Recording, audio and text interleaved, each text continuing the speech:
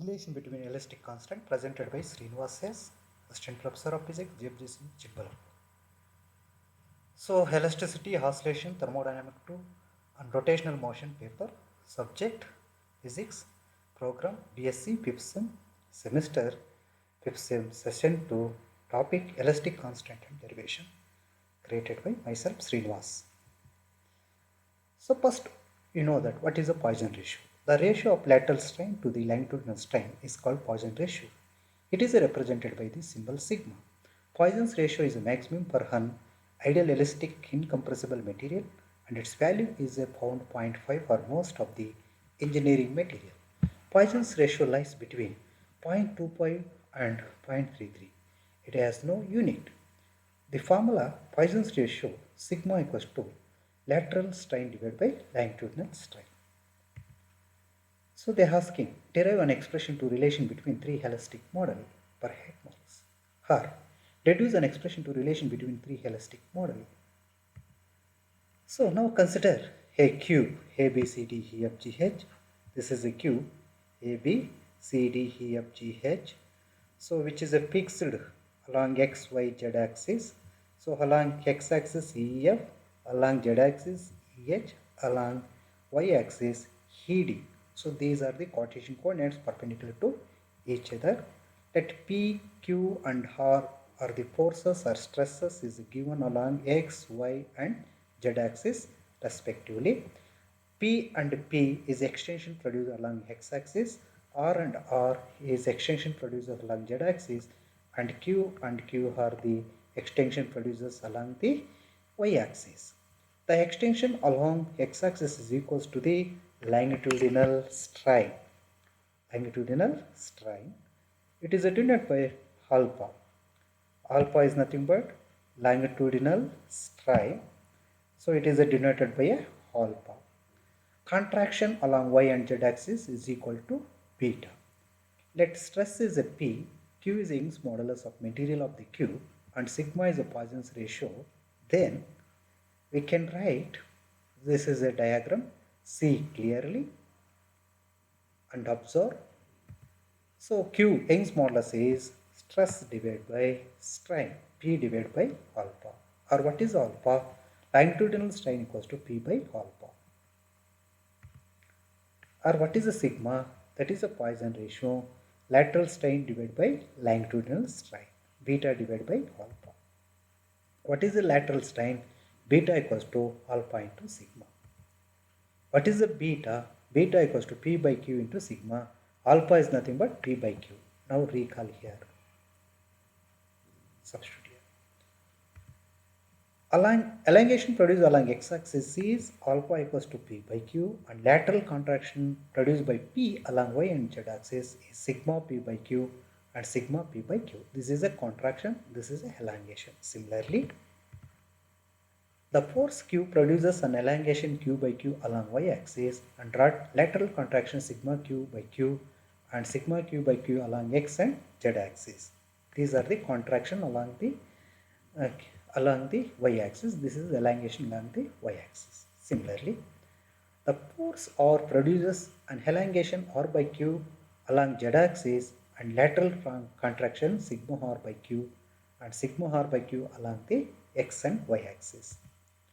The net elongation along the x-axis is P by Q minus sigma Q by Q minus sigma R by R. The net elongation. So P by Q along x-axis is nothing but this is the elongation minus of contraction along y minus of contraction along z-axis. Similarly, the net elongation along the y-axis. This is elongation along y direction. These two are the contraction along the other two perpendicular axes.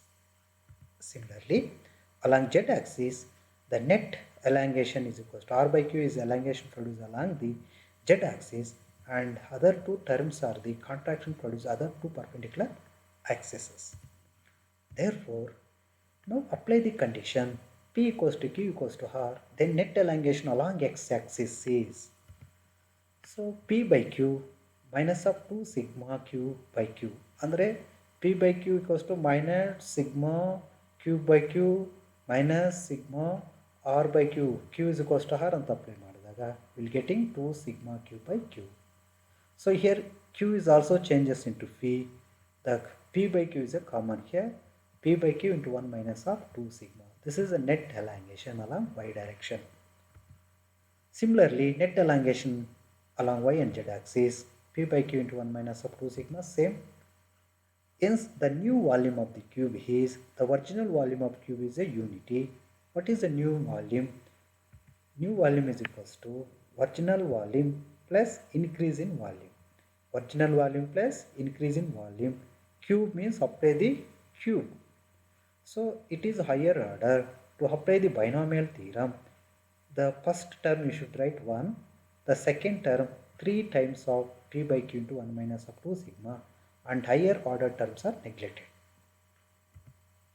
Since original volume of cube is a unity means 1, the increase in volume of the cube is 3p by q into 1 minus of 2 sigma. This is increase in volume. That is nothing but increase in volume is nothing but that is the strain. Strain definition, increase in volume to original volume. So what is the bulk modulus K? K is equals to stress divided by volume strain. Stress is nothing but P. Volume strain is equals to 3P by Q into 1 minus of 2 sigma. PP get a cancel. Then Q goes to the half here, and in the denominator there is a 3p into 1 minus of sigma. Call it as equation 1. So this is the expression to the bulk modulus.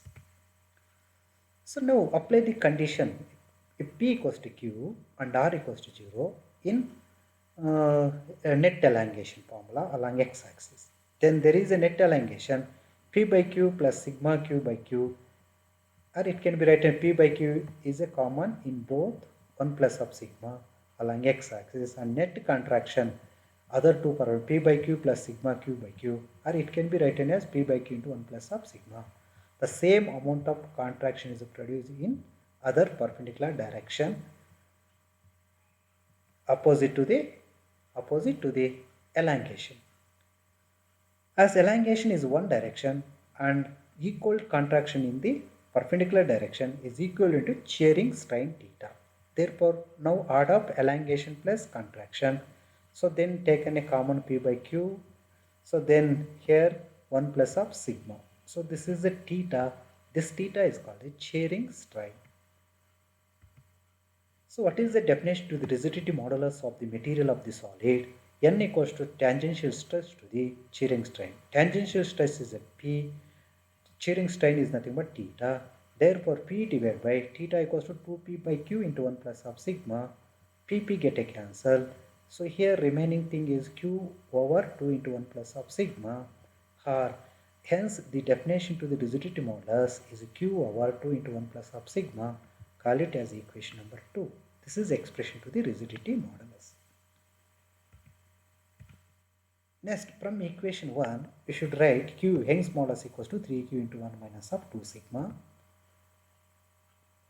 or 1 minus of 2 sigma is equals to Q by 3K, or 2 sigma equals to 1 minus of Q divided by 3K, call it as equation 3. Similarly, from equation 2, 2 into 1 plus of sigma equals Q by N, or 2 plus 2 sigma equals to Q by N, or 2 sigma is equals to Q by N minus of 2. Call it as equation 4. Now equating equation 3 and 4, LHS are same, that is a 2 sigma, therefore equate. So we will get as like that only, and simplify Q by N plus Q by 3K equals to 3. Again Q is a common and sent to the RHS, so it is goes to denominator of 3. So in LHS there is a 2 terms, 1 by N plus of 1 by 3K. Now take a LCM. LCM equals to 3K plus N divided by 3NK, 3 by Q. We want to expression to Q. Now you reduce the expression to Q, that is a 3NK divided by 3K plus N. This is the relation between Young's modulus, rigidity modulus and bulk modulus. Similarly, from equation 2, Q you can write as 2N into 1 plus of sigma. From equation 1, Q is equals to 3k into 1 plus sub sigma. Now equate here, equation. So simplify like that only. 3k minus of 2 sigma k, 6 sigma, 3 to the 6 sigma k, in RHS 2n plus of 2n sigma,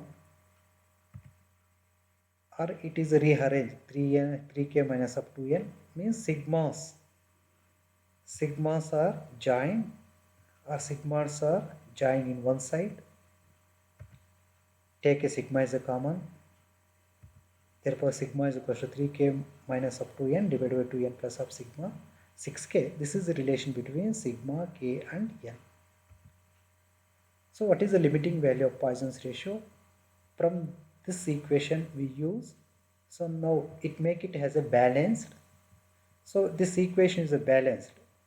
K and n always is a positive. So here sigma is equals to 0.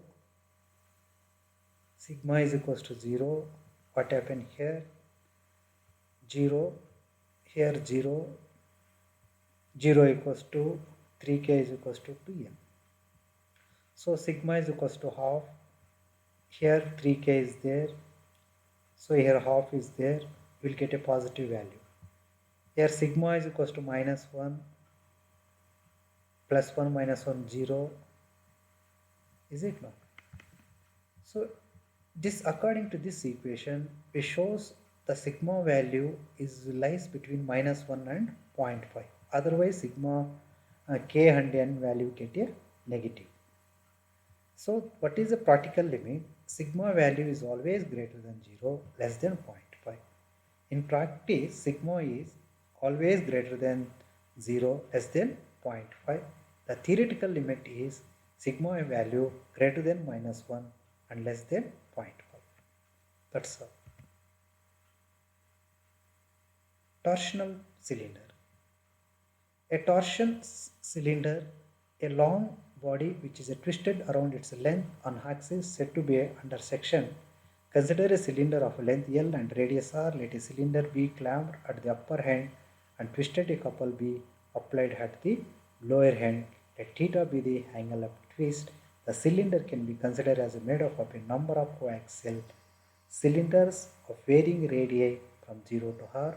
At bottom end, each of these radii are twisted through an angle theta due to applied external copper. As a result, OP is displaced to OB dash and OP is displaced to OP dash. So now let us discuss this derivation in next class.